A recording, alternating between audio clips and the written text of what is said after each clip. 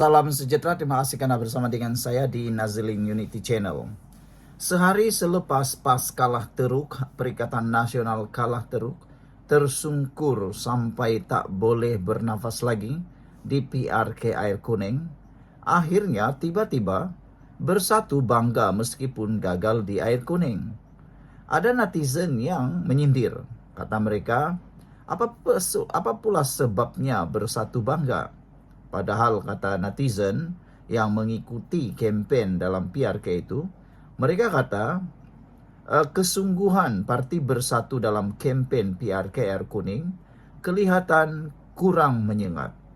Nampak tak sehebat yang dijangkakan. Ada bantuan turun daripada bersatu, tetapi tidaklah seperti yang dijangkakan. Kerana tidak sehebat dan tidak serancak satu ketika dahulu. Jadi apa yang dibanggakan sangat oleh Parti Bersatu? Selain itu, ada juga yang mengatakan bahawa tindakan Hamzah Zainuddin dalam kempen PRK Air Kuning itu untuk mengajak UMNO bergabung dalam Perak juga nampaknya menjadi isu bahan dalam perbualan netizen di media sosial. Mereka kata, kenapalah Hamzah Zainuddin cakap macam itu? Akhirnya dia pula jadi bahan terhadap Zahid Hamidi.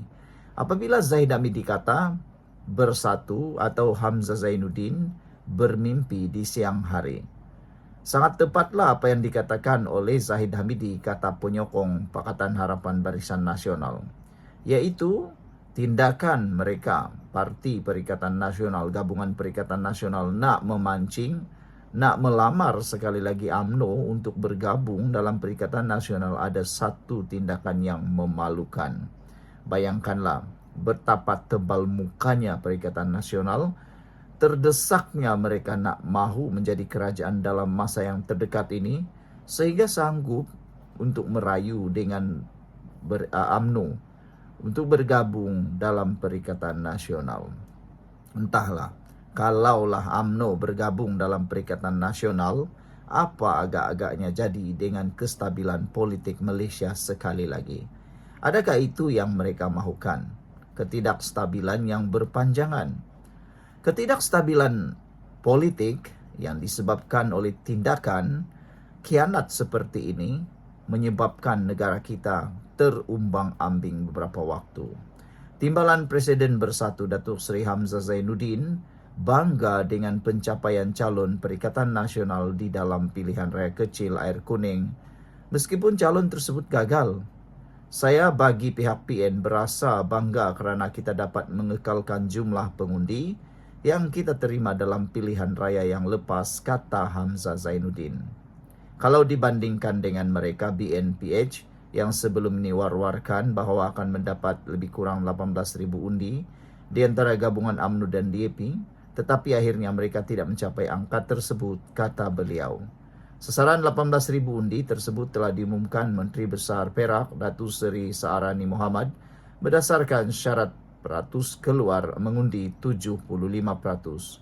Peratus pengundi keluar mengundi adalah 58.07%.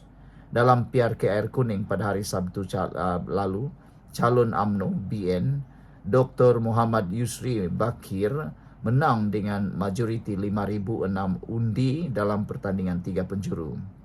Yusri memperoleh 11,065 undi, manakala Abdul Muhaimin Malik daripada PAS PN memperoleh 6,059 undi. Calon PSM Bawani KS hilang deposit setelah hanya memperoleh 1,106 undi. Saudara, apabila Barisan Nasional bergaya mempertahankan Air Kuning dan menang dengan majoriti pertambahan besar ini, apa pula lagi yang nak dibanggakan oleh Hamzah Zainuddin? Kekalahan itu tidak perlulah dibanggakan. Yang pentingnya apa yang mereka lakukan.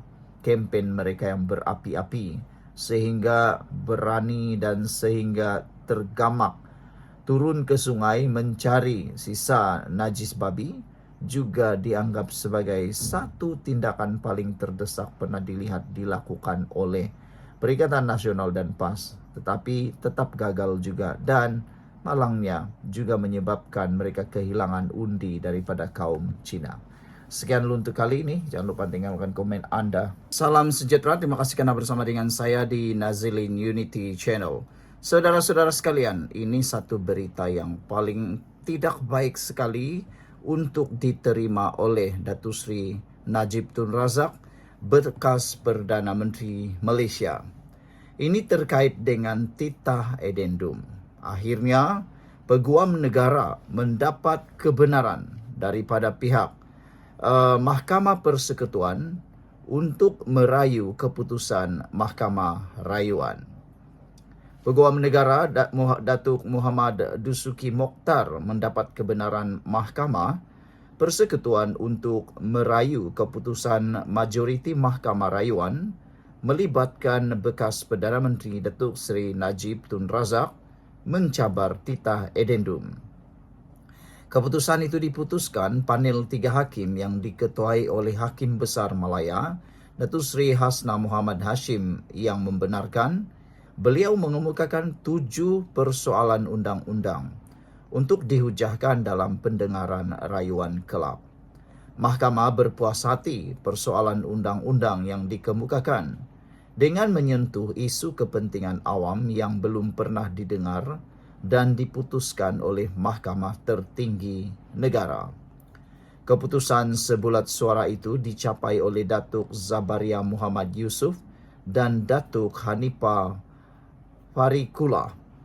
Sementara itu, Datuk Muhammad Dusuki memohon kebenaran merayu dalam usaha mengenepikan keputusan majoriti 21 Mahkamah Rayuan yang mengembalikan semakan kehakiman berkaitan titah edendum ke Mahkamah Tinggi untuk perbicaraan.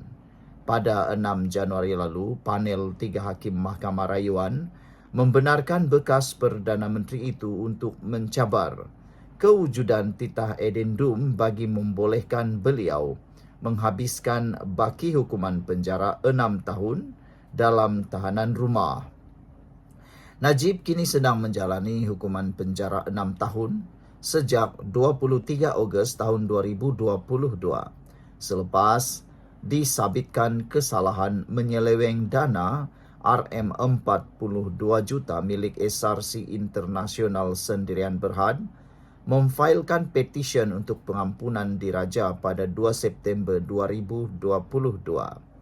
Lembaga pengampunan kemudiannya mengurangkan hukuman penjara terhadap beliau daripada 12 tahun kepada 6 tahun, manakala denda dikurangkan daripada 210 juta kepada 50 juta ringgit. Saudara, ini pastinya satu tamparan yang sangat kuat terhadap kekuatan dan juga kepada UMNO dan juga Najib Tun Razak. Bagaimana keputusannya agak-agaknya di Mahkamah Persekutuan nanti. Sekian dulu untuk kali ini. Jangan lupa tinggalkan komen Anda.